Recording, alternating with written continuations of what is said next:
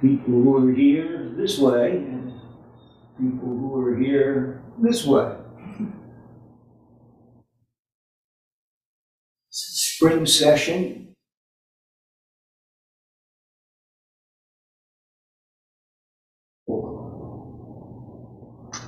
Winter wasn't very hard this year, so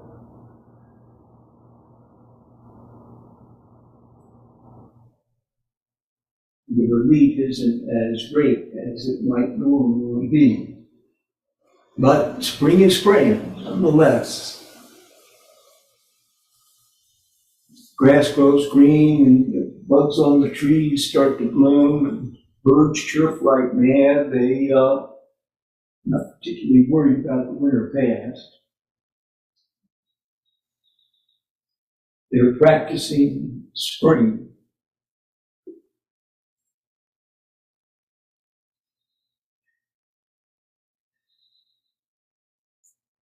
As I told Roshi, you know, when you're young, most people here are quite a bit younger than I am. It's not to insult anybody's age. But there's always a sense that you can return to session. There'll be another session. In the summer or the fall, next year, years to come.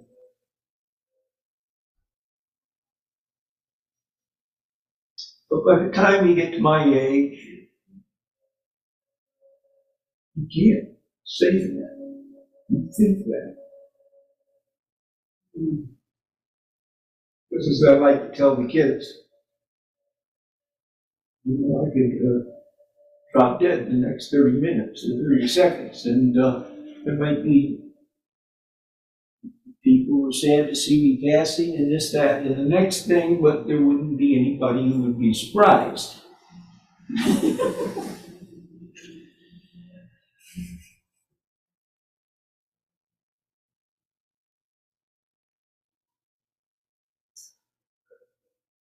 In deciding what to talk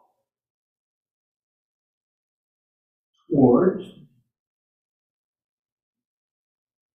one always, at least this one always goes through a certain kind of thrashing about this, that, and the next thing,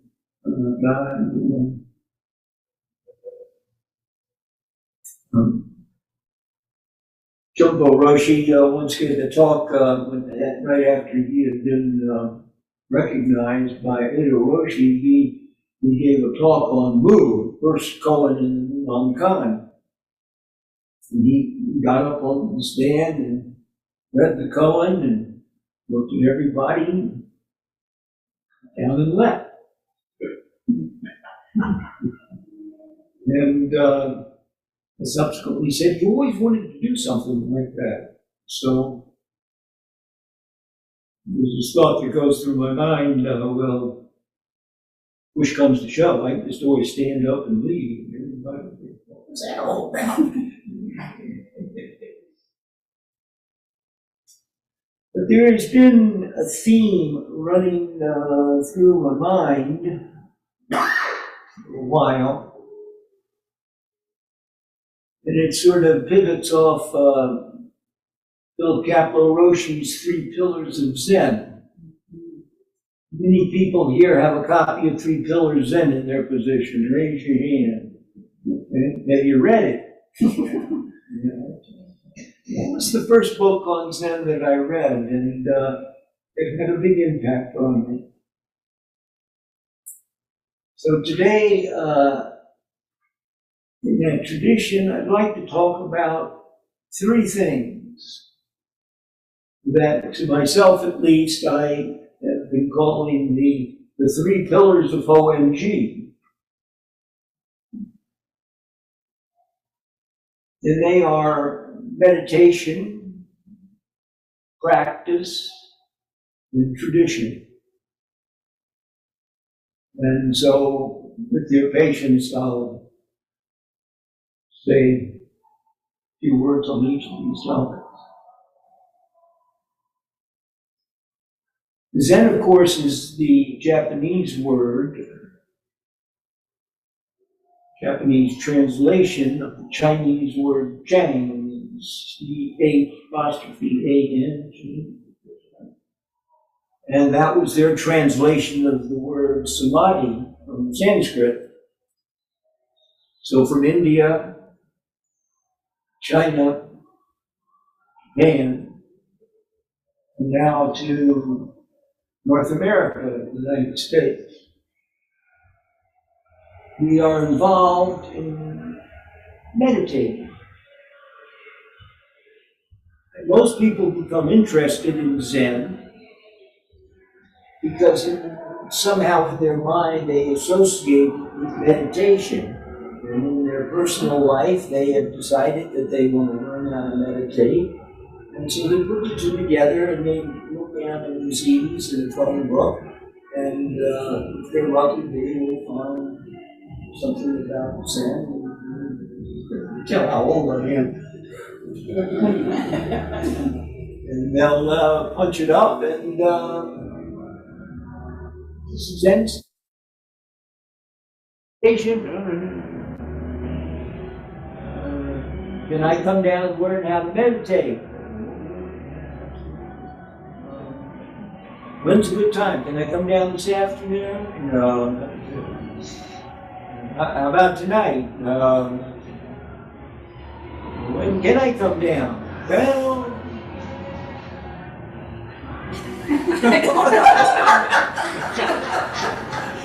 I'll go try to stop it. Close the window. Should we close the window? I thought it was just going to drive by. It's going back. it's okay. No. You see, I stopped it. It's at least as interesting as I am. Anyway, I'm down on Thursday nights. Once we get rolling again, that's where we sort of a beginner's night after fashion, and people come down here and they're looking around. This looks pretty formal. I thought, we're just going to sit down in some chairs around the table, talk about mindfulness. And, well, not exactly. You're going to sit down here, you use a cushion to sit on, and sit here, and you want to sit this way, with your butt on the ground, and your legs folded if you can manage it. But if you can't, you can stay soft. Or if you can't, you can sit in a chair. That's okay too. But, most young people, they come here down on the floor. And then you can count your breath. That's how to do meditation. That's a good way to learn how to meditate. So you get the feel of it. Count your exhalations or inhalations, or count them both. If I got to count for the whole time, that's a big number. No, just count to 10, start over again. 10, start over again. There's something magic about 10? No, nothing magic about 10. If you want to, you can count to 7, or 3, or 13. 10 seems to, maybe because we've got 10 of these things, 10 seems to be a traditional number. So you might want to start with 10, and then if you feel very creative, you can branch off into some number at some point. But start with 10. So they sit down here, and all of a sudden, bang, goes the bell. Clapper. And then maybe we start with the chanting, page 10, open your sutra book. What the hell is this?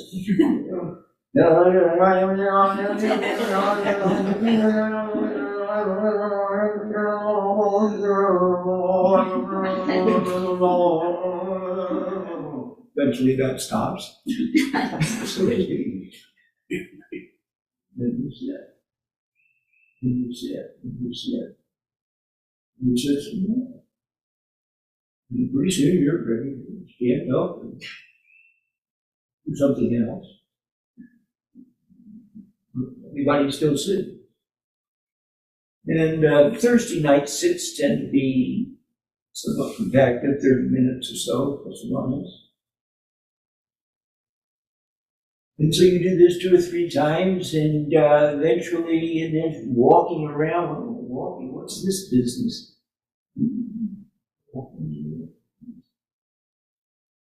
Just shoving me to get up next to the person in front of me, and,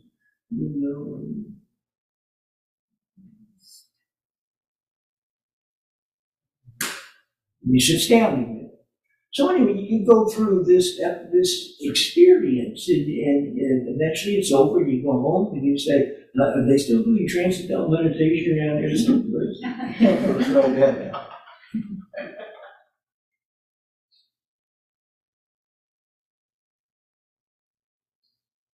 But for some reason, some karmic reason that's mysterious, you might stick around. Something in the air, in the woodwork, in the faces of people. Stick around. And slowly, everyone at their own pace, you learn to manage cushions. You learn that pain in your knees or in your back or wherever you feel it, as bad as it is, in this thing, you can just about get through a city without screaming. And that's kind of novel, to be able to tolerate pain. And some people, sometimes, experience a great deal of pain. It's not just, I was a little bit sore, but they're right on the knife edge, the whole sip. And they learn to balance that knife edge.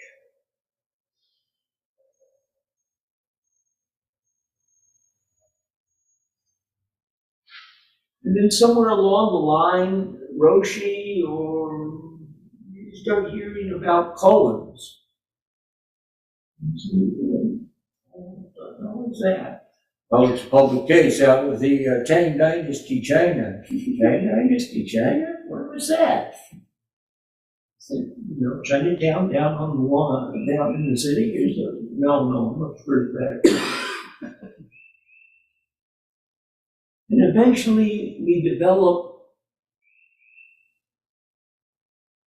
some skill managing your cushions. Always interesting, you start session and there's one cushion in every place, except maybe the residents who are here on a regular basis, they may have 2 cushions, but generally just 1 cushion. And then there's a whole stack of cushions out here in the foyer.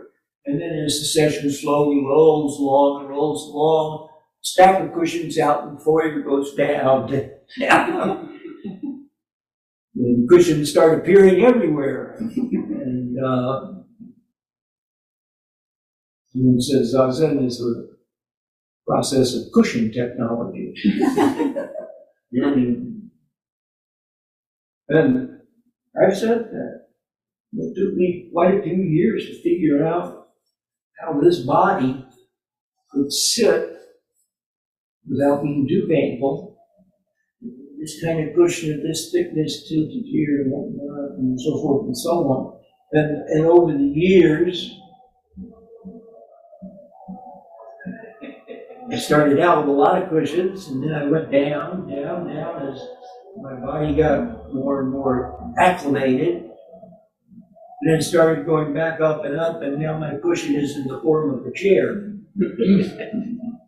Not because I can't sit on the floor, but it takes me half a sit to stand up. That's not helpful to people who are trying to be in motion.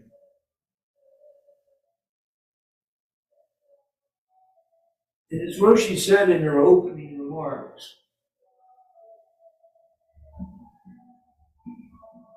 as we become physically acclimated, or as acclimated as we're going to be, You start getting into these mind games with ourselves.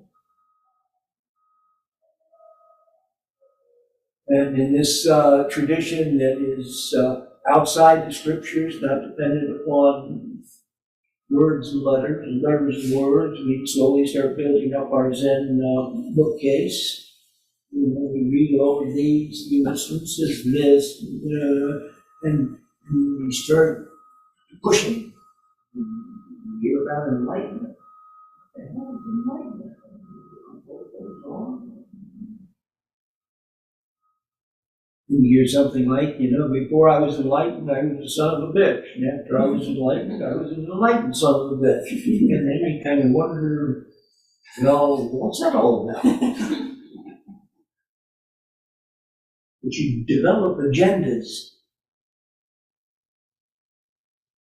I just do this, and maybe I make some real progress. Progress? Oh yeah, you gotta make progress. Look at all these old timers. And I'm sitting here looking like this too, but inside it's.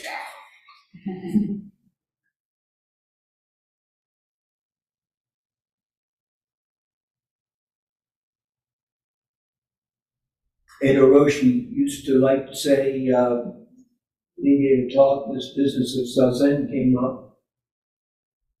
He would say, Zazen isn't hard at all, just sit. Just sit. And of course, the rub is in that word, just sit. I went into Doksan with him one time, and I don't know what I've been doing, but anyway, I went in and there's the man. He said, just sitting.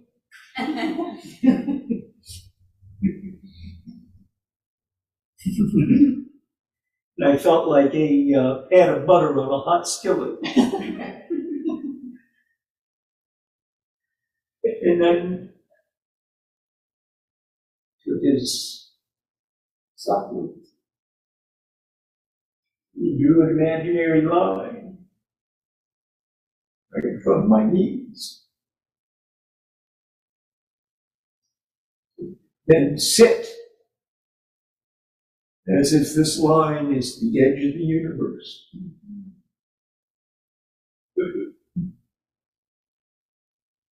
I'm here to report when I went back to the Zenville, my just sitting, it changed a lot. And I can still see that line. You can see it today. The edge of the universe.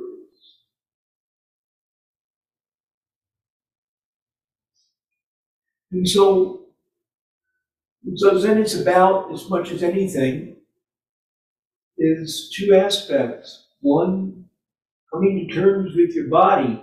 Hiroshi used to say that Zazen is a body practice. Yeah, body practice. There was a wedding down at the DC long ago, and on the last day of session, and then they had the reception in the dining room down there. And it was well attended. There must have been around 200 people in the dining room. There's the Japanese locals going around with hot sake and, topping off everybody's glass and, rock and roll, the Zeppelin and cream and that sort of thing. A lot of people, interestingly enough, don't even know who Led Zeppelin is. Really, and I was sitting on the table, we were sitting, and people were dancing, and it was, looked like a bacchanalia almost, and, I was sitting over here, and I asked him, I said, Roshi, where is all this energy in the East, in Asia? And he says, Zazen takes tremendous energy. And he grabbed me and threw me out on the floor. It was a solo dancer, whatever. Takes tremendous energy. And that makes sense once we realize that the body is connected to this spinal cord, to this thing, and vice versa, this thing is connected to this thing. And so what goes on in the body influences the mind, what goes on in the mind influences the body. So Zazen is learning that it's a mind-body process, practice. And the body adapts about as much as the mind can get with it, and the mind adapts about as much as the body can get with it. And so slowly you bring these two together. And one of the ways of thinking of Zazen is integration.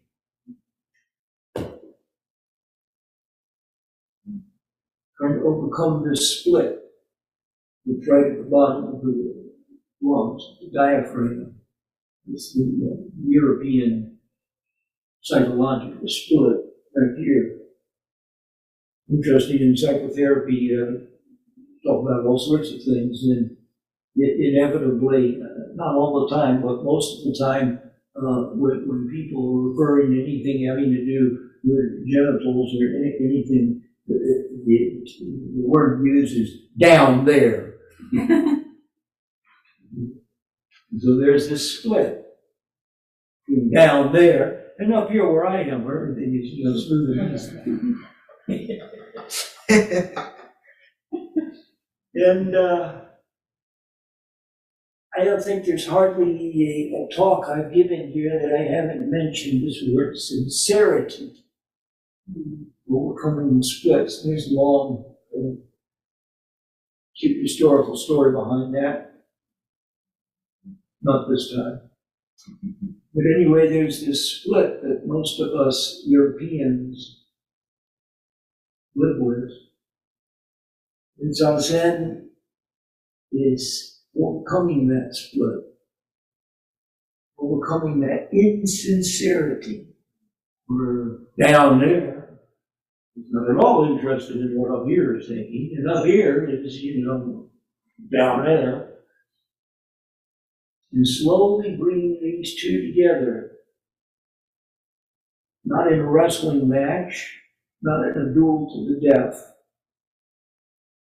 but as right leg, left leg, upper teeth, lower teeth, right hand, left hand. And they're different, but they work together. They work together.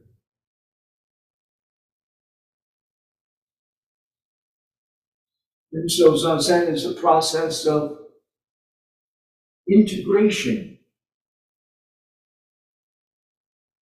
And the umbrella that covers this integration, well, there's two umbrellas, maybe 3 or 4 or a dozen for that matter. One is I like to mention, and I think it's always important to keep track of, that this is a vowed practice, not just mindfulness. So, our practice, however innumerable, however exhausting, however immeasurable, however long, I vow.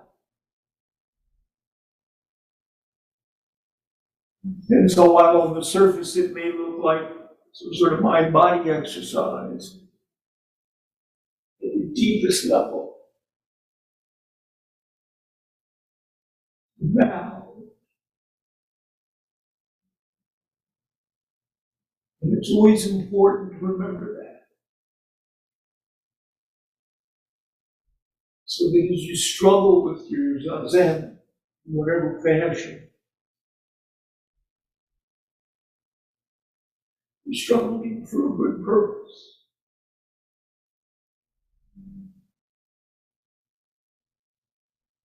Graceful purpose, if you will. holy purpose. And so Buddhism, just maybe in the last 50 or 100 years, has been accepted as one of the world's religions. There was a time, 200 years ago or so, where Europeans considered Buddhism just philosophy.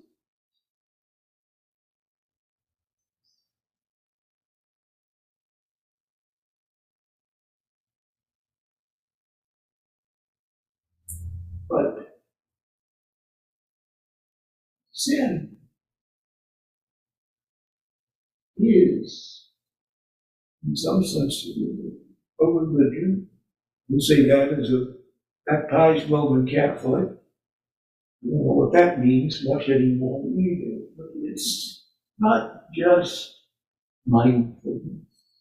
It's not just lowering your blood pressure.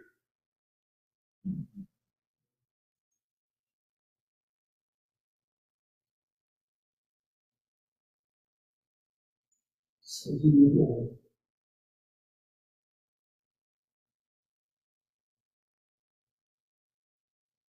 And it's not just me at this moment.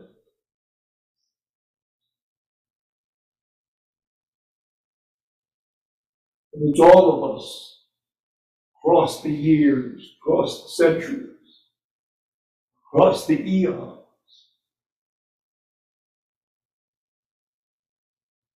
So when I say, however innumerable all beings are, I vow to save them all, I'm just the voice at this moment, at this spot, for all beings. Maybe not have anything to do with Zen, anybody who feels this connection to humanity.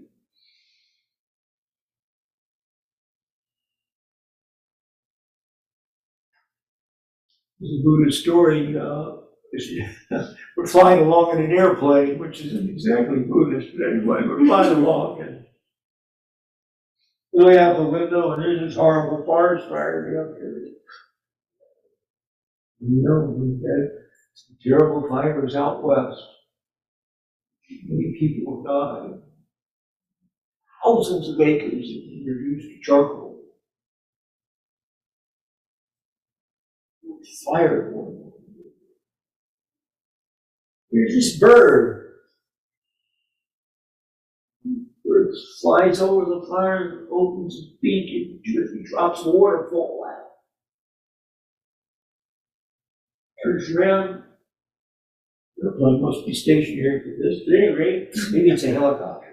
And the bird goes back down to this creek, picks up another beak full of water, flies back, a few more drops on this raging inferno.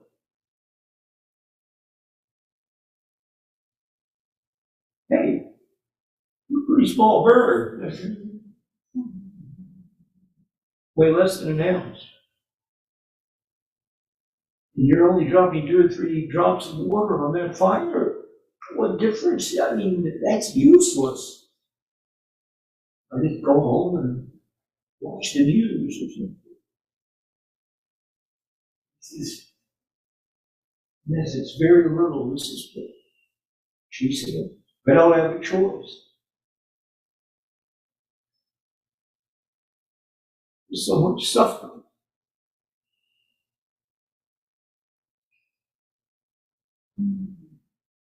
And I don't know what my 2 or 3 drops do to help out, but cannot do otherwise.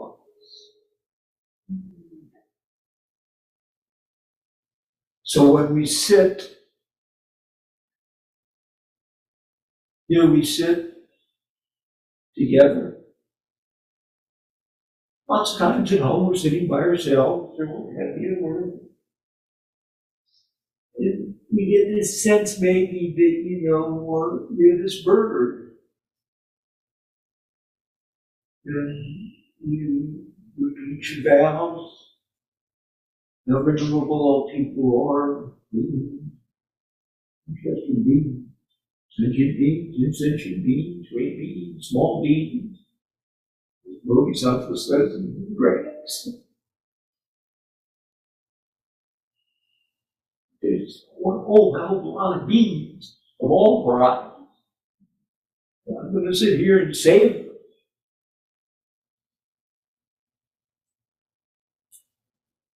If you just look at the words, that's pretty far out. You would say back in the 60s. Go for it.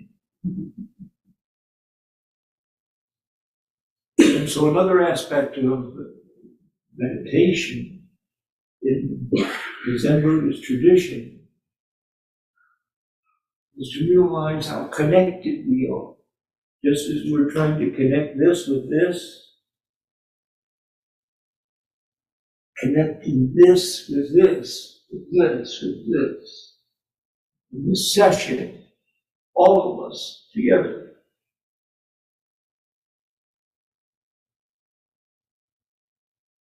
Attempting to connect with the walls, birds, trees. And that's just kind of the wonderful part. The war in the Ukraine, fighting in Sudan, starving in sub-Sahara. There hasn't been any water in a while. It's just an awful need. Yes, there's need for dollars and food and peacekeepers, and yes, and more of it, hopefully, and more effective, hopefully. Yet at the same time,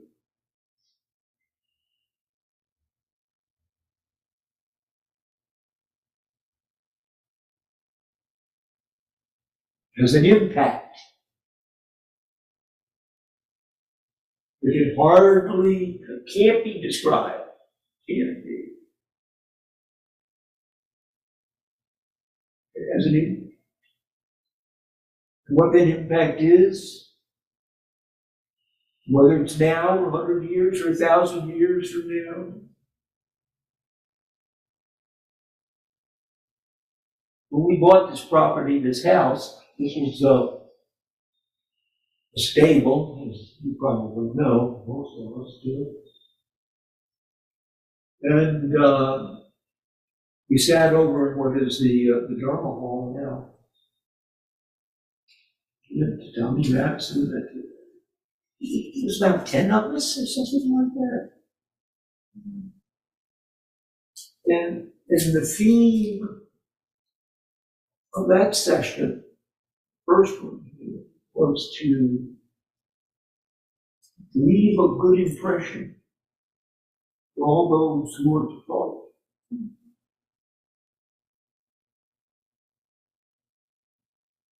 And so just in the living memory of this Sangha, we are riding,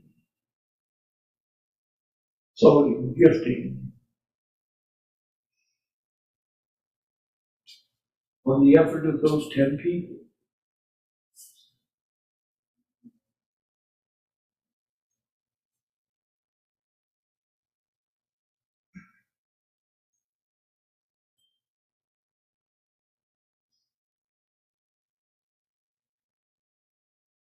Meditation. You eventually learn to stop trying to produce certain states of mind. Now, when I was young, of course, you know, LSD and psychedelic things were really interesting. Everybody please move.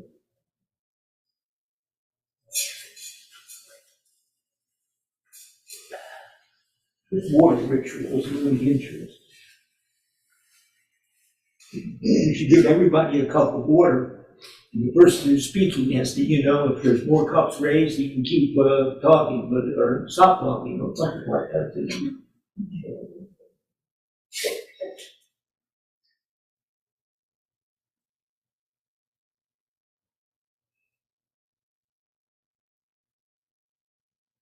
word meditation means, so it's a word derived from Latin, med, meaning middle, is a median. Then the Atari, the back end of the word comes from the Latin word Atari, which means move towards. That's interesting. Move towards the middle.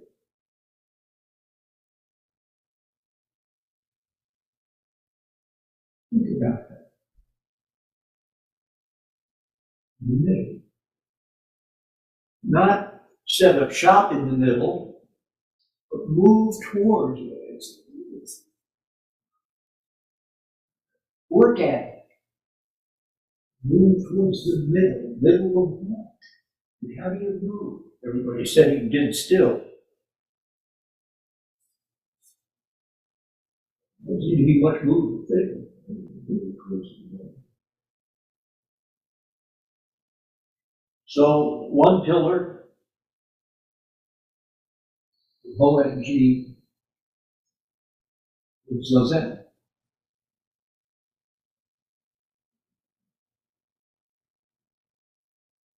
The next one that I thought of, you almost sequence these. People start out learning to meditate, whatever that means, and then they've got some strange things going on down there. But okay, so you learn to meditate. And soon enough, everybody on their own schedule, this practice starts to insinuate itself into your life. There's a saying, the Zendo runs out the door.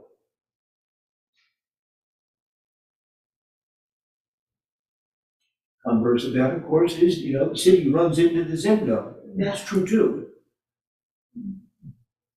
The Zendo runs out the door. Of course means that what's going on here has a way going with you into your everyday life, whatever it may be, professional life, service life, keep cooking, bottled water, and so forth and so on.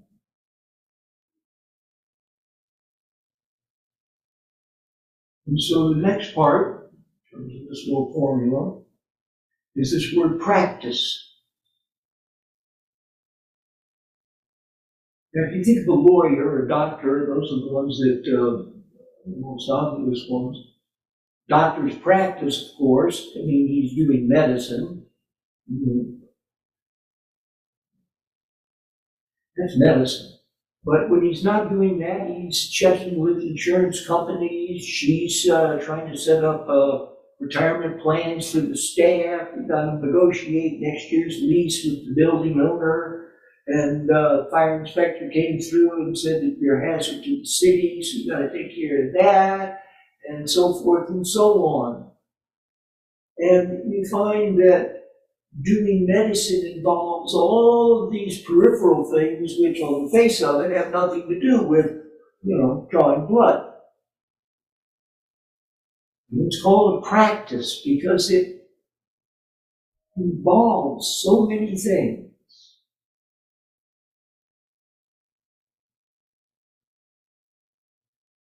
And so Zazen,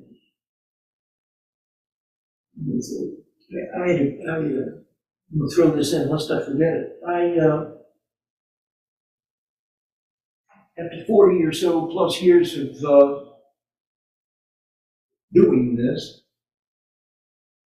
people, ask you, well, what's Zen? Or I ask myself, what is Zen? I still do that periodically. And I came up with, arguably, I think the best definition by Zen, and it's very simple. And that is, Zen is a way of life informed by the energies and insights of sitting in meditation.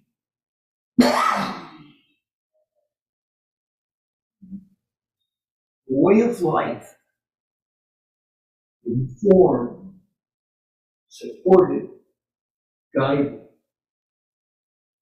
by the energies, the insights of sitting meditation.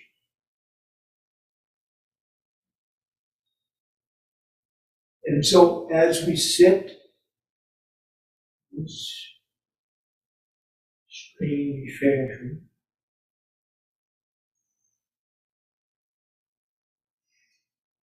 the energies and insights start to flow through us,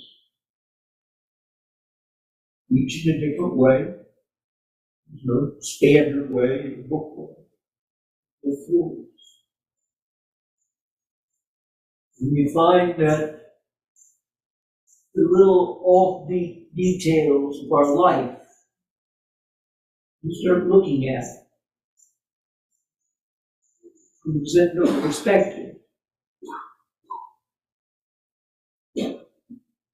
Maybe you find that your house is a little bit neater, your apartment is a little neater, your room is a little neater, not because you're going on a neat campaign, it just seems to kind of happen automatically, so to speak. We find that the way you keep your desk is getting a little more organized. Not because your significant other says, I don't see how you do it. That's why they turned the electricity off last month. You didn't pay the bill. It was a standard remark when the kids were young. Electricity would go off, and one of them would say to Santa, did Dad pay the bill?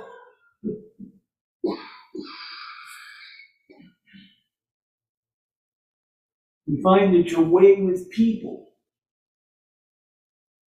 starts becoming more even-paced, more patient, more loving, less critical. And even if you can't be less critical or more loving, even if those things are beyond your grasp, at least you know they're beyond your grasp. You're aware of things that before you came through this door, you weren't so aware of. Or maybe you were, but now you're aware of a new fashion. And maybe you were very kind and loving to this group of people, but that group over there, you just sort of push them off the edge. Never.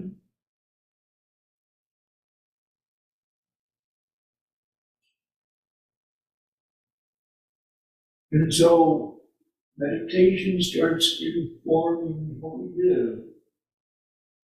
We find ourselves moving.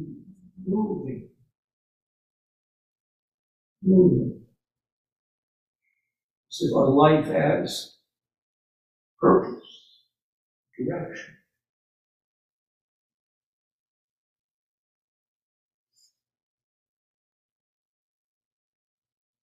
Last time I was giving a talk here, I talked about Joshu's oak tree.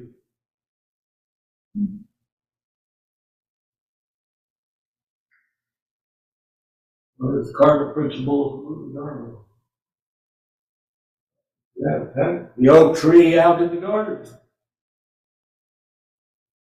Well, we spent some time with that, and I concluded that he was completely wrong. It had nothing to do with the oak tree in the garden. It had to do with the silver spruce in my front yard. So I've made that spruce Joshu. Every night, say good night to anyone that is. Maybe I'll have a substitute discussion. Well, anyway, someone wrote me a note and said that they appreciated my talk. I think they were watching on the tube. Pretty sure. But anyway, the person said that they were doing some chores in the backyard, And they noticed that this tree was bowing to them. And the reason why they noticed that because they were bowing to the tree.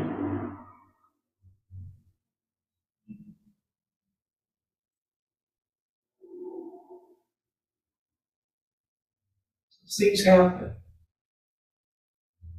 This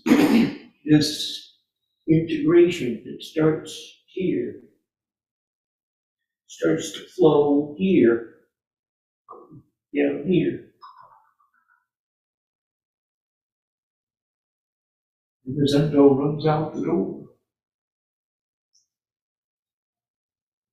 That's why we have some residents here. We have a residence hall, and that's a building.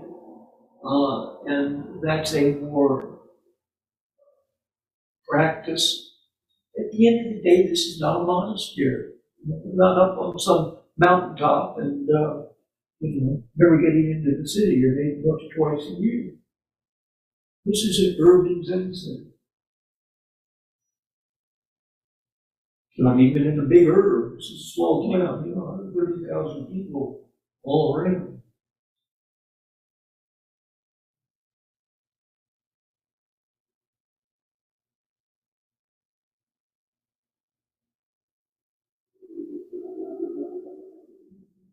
And so as we come in from our lives, doing this, doing that, whatever, and we come to sit, the city comes with us. Our children come with us. Our loved ones come with us. Problems of the world come with us.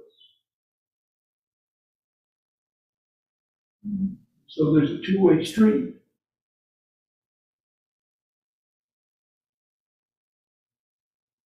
Which the Zendo nourishes back there, and back there nourishes in here.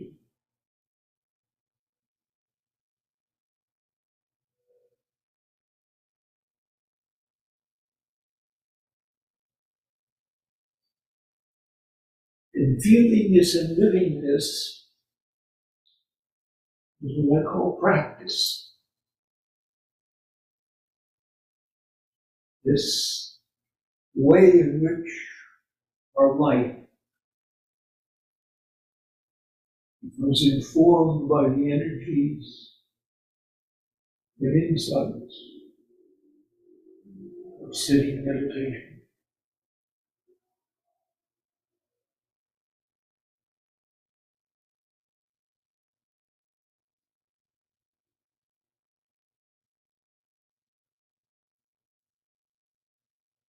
And the third one, third one,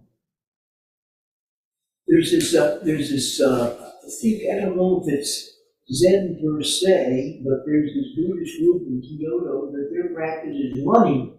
And they have these kind of devotional stops throughout the city, and they get out there and run. And it's about 10 or 20 mile circuit. And you start out in the morning after breakfast, you're there, and you run. Job, they run, until they get to the next kind of devotional stop, and they say some prayers, do some chants, whatnot, bow, whatever, and they go running again. So you feel as if this is too stationary for you. You go to Kyoto and start running. And that's an interesting way. I raced bicycles for about 20 years and rode until I had this pretty terrific accident here about 4 or 5 years ago. I came around the corner and I was looking this way because there was bushes here and I wanted to make sure I wasn't going to get run over. And by the time I was turning left, and by the time I focused left, I was about a foot from this parked car. We were about 20 miles an hour, so I went from about 20 miles an hour to zero in about 3 feet. And broke various subtly bones, concussions, lung punctures, and I got the bike fixed up, but couple months ago, I took everything that had anything to do with bicycling and donated it all to advanced cycling. I said, take this thing. You want to throw it away, throw it away. I couldn't throw any of it away. And I said, all those tools, equipment. But anyway, I bring that up because when I was bicycling, pedaling became a mantra.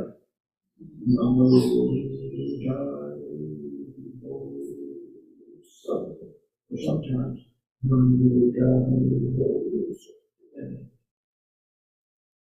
and I would go out on a 2 or 3 bicycle ride. And, it was that, or maybe the Heart Sutra. I like reciting the Heart Sutra, and I knew certain distances or routes, or how many times my speed. I was never fast.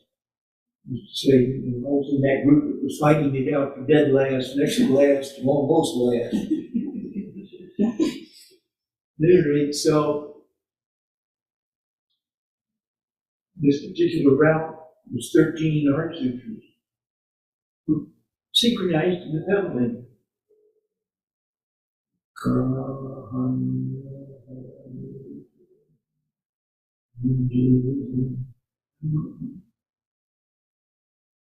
And after a while, that was the only way I could bicycle, was to synchronize it with something out of this world.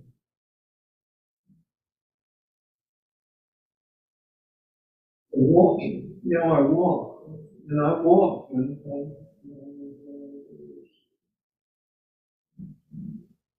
I get into these things every time you come to a stop sign, change the foot, so instead of leading with the right foot, left foot. You get around that, you're an obsessive engineer.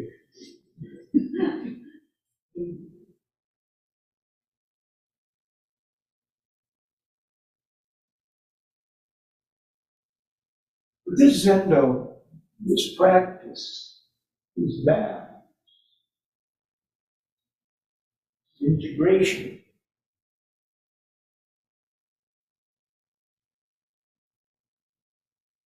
Stands on the shoulders of a long line of people, just like you and me. Started out just like you and me. Encountered the same problems, just like you. Same impediments. All the way around. Allowing for the 3 years of 2023 and taking 520 Dharma, we're just 1,500 years into this.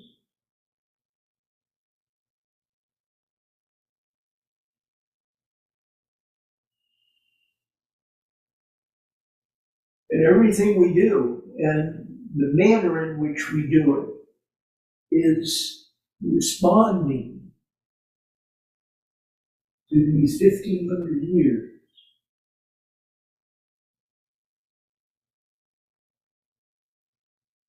Obviously, things are slightly different.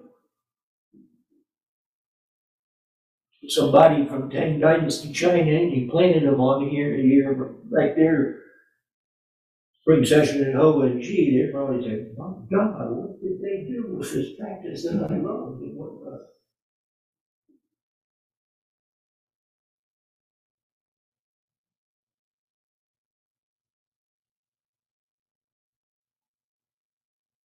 I don't know about you folks, but I've got, I'm not counting the Zen books I've given away to people, I've got about, I think, 4 shelves, bookcases, 4 shelves of Zen books. And, I've read just about all of them, or read in all of them. I'd say there are about 3/4 that I've read cover to cover. There's a few I've read more than 10 times, which I recommend. If you find something that you've read that's got some energy to you, I can read it every other year, every 2 or 3 years. The one that stands out is Suzuki's Zen Doctrine of No Mind. First time I read that was in 1978. Yeah, I know that because of that writing. And every time I go through it, it's that, 78, the next one has got a pencil, a blue ballpoint, a red ballpoint, a sharp pencil, a white pencil, a ink pen, and whatnot.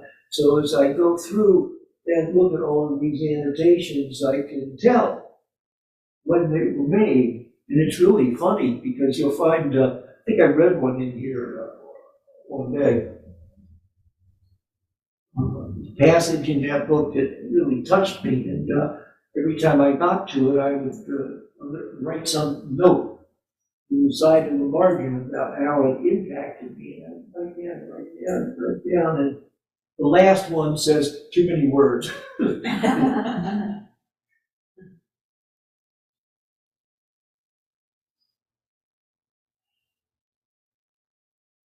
But with all these books, there's not a single one, I can say this with confidence because I've thought about this and looked for it. There's not a single book there that tells you how to run a Zen dojo.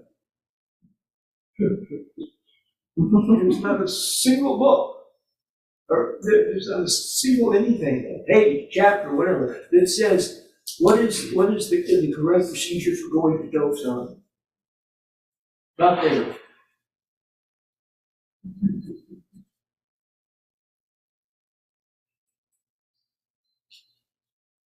How should we eat?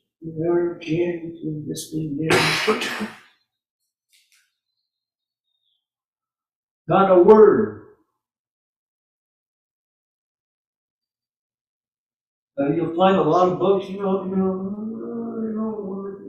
like that, and they're all useful. They're motivators. None of them are answers, but they're motivators. You read something and say, well, okay, if that person did whatever it is they did, maybe there's some hope for me. So they're motivators. But in terms of you won't find any cookbook about Zen. Not maybe more specific about organization in the Sangha. So you won't find anything.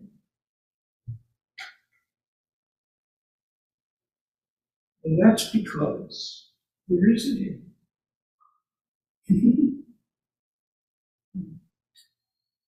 What we're doing here is a living tradition. It's handed down by word of mouth, by instructions. The old Jisha, it's a new Jisha candidate, preps the person up. And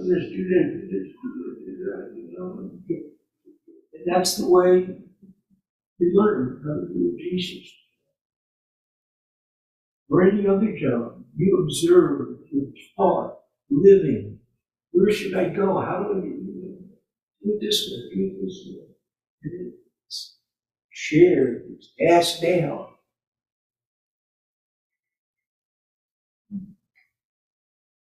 And so, since it is not written down and cannot be written down, since it's passed down, it is incumbent upon all of us to pay attention so that the tradition will not run into a pothole when it crosses our lifeline.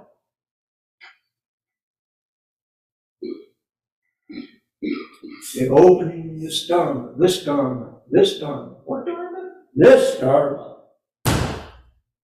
This Dharma. How will we profound, minutely subtle, biggest in the universe, 13.7 billion light years, counting.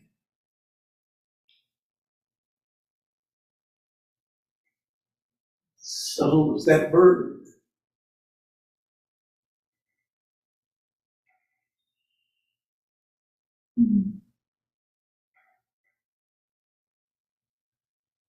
It's alive. So we have to pay attention. Pay attention. Rich man traveled a long distance, went to see Ikkyu, and said, Master Ikkyu, write me some words of high significance, because Ikkyu is at the beginning of calligraphy as an art form in Japan.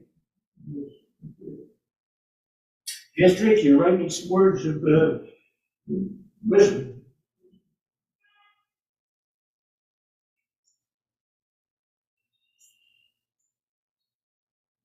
That's the character for attention.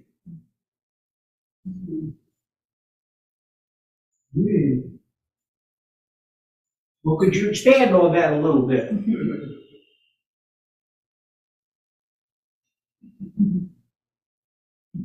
Twice running. Attention, attention.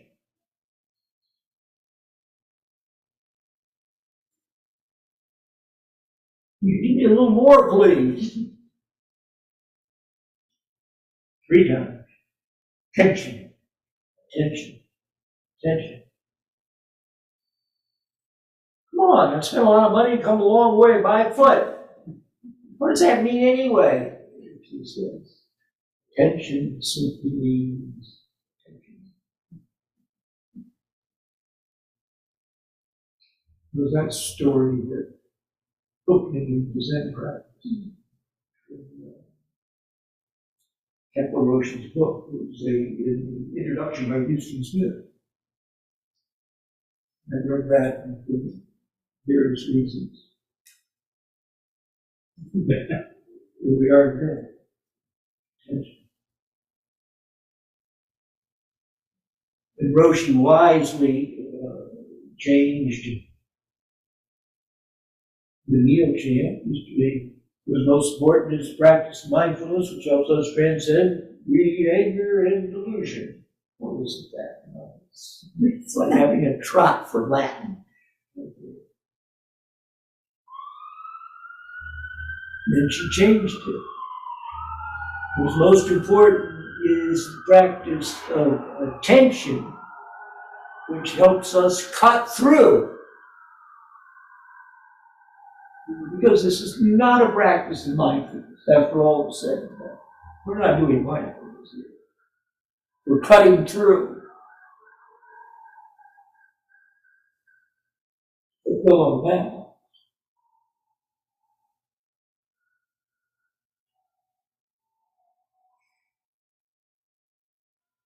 The traditions are held in the stories that we call koans. We use them in a certain kind of way, but when you look at them, these guys and gals, they're interacting, and something happened that seemed to be significant, so they made a record of it. And we've got these, and there are these little stories. One day, someone came in to Joshu's once and said, what's the cardinal principle of moving around? And she said, the oak tree in the village.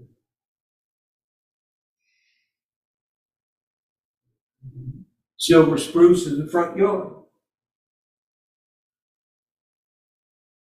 The palm tree down by the beach.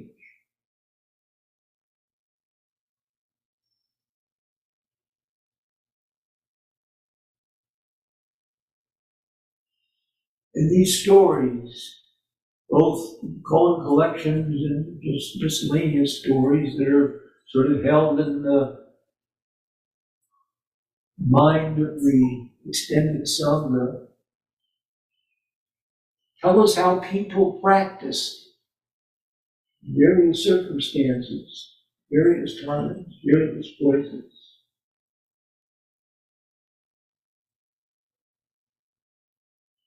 And maybe one of the things we get out of Cohen practice is, well, if they did, so can I. So can we.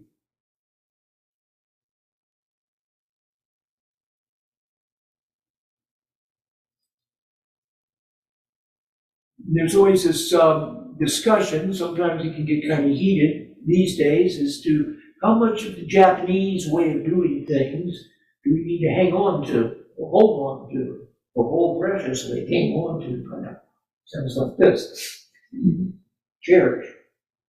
And how much should we allow things to change? Because after all, this is not Japan. And while certain things are transferable, other things are maybe inspirational, but not so transferable. And we don't really know that yet. It's sort of like jumping out of an airplane with a parachute. They say, get counting 1,000, 2,000, 3,000 full ripcord. So we kind of jumped out of the Japanese airplane to practice Zen in America, and we're there. Is it 1,000, 2,000, 3,000, or 5,000, 6,000, 7,000? I mean, we're supposed to pull the ripcord, or what is it, Meanwhile,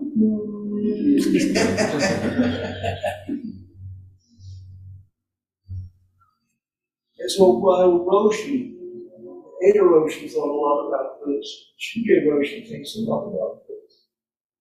I think that it's incumbent upon each and every one of us to think about this.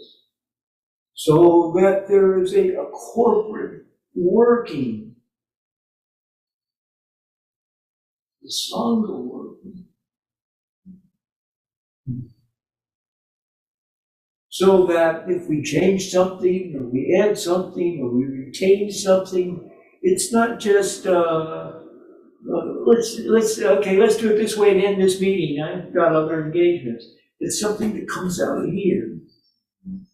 It comes out of the Sangha's belly.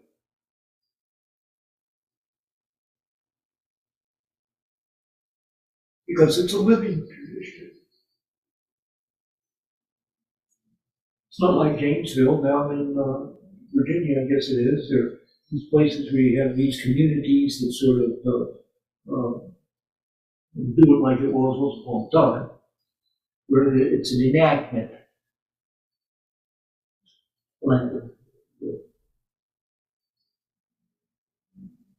This is not a play. It's not an enactment.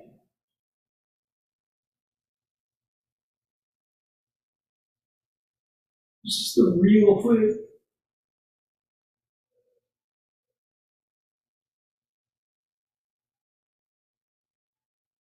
This is a real sender.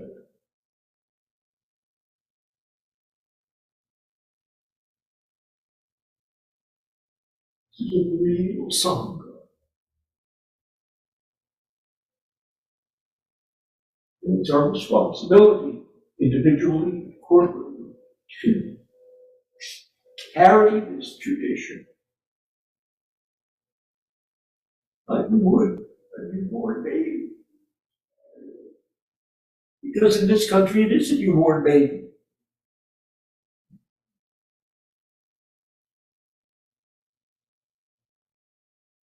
Set a good example.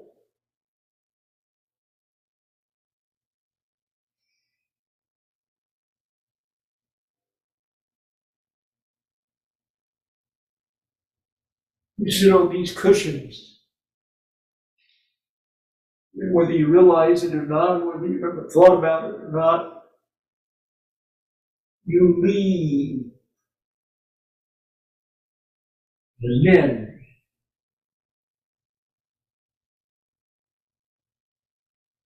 Each from that spot. The next session is very different, sitting on that spot. You don't know that you were sitting on that spot in that session, but they can feel.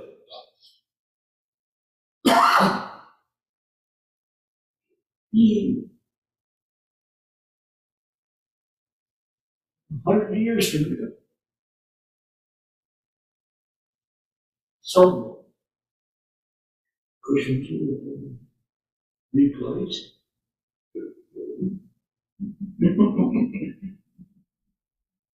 That spot will still retain impression. You sitting, practicing in this tradition.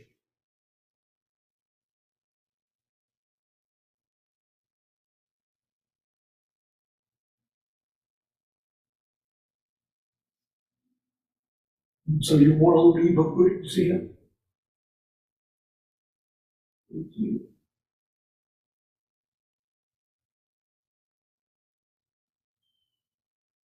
Not an example of perfection.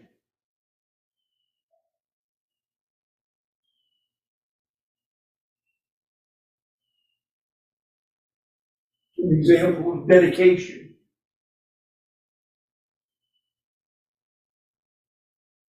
An example of accepting those vows.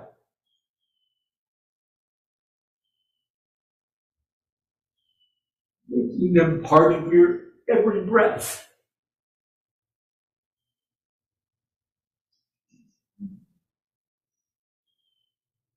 So that someday when somebody is sitting there, wherever, and they're struggling, they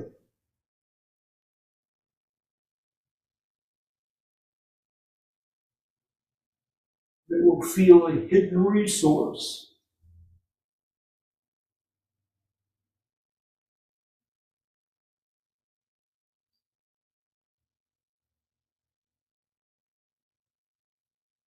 That lingers, like the aroma of incense in a room after the incense is burned out. And you come in.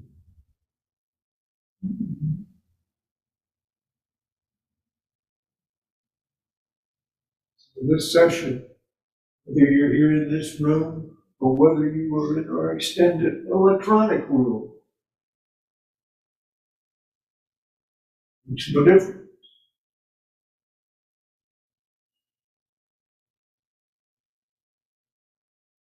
So we have received this practice.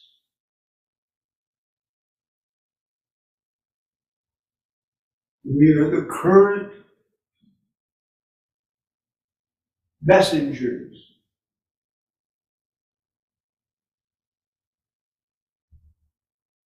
of this tradition.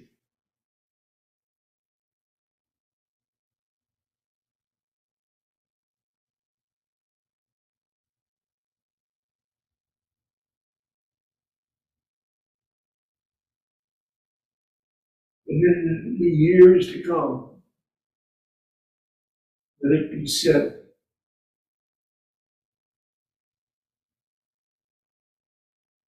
this session, we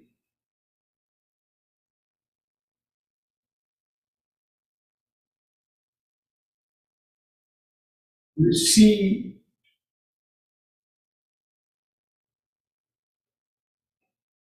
passed on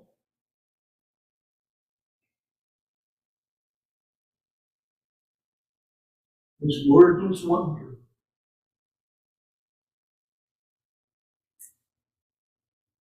The wordless wonder.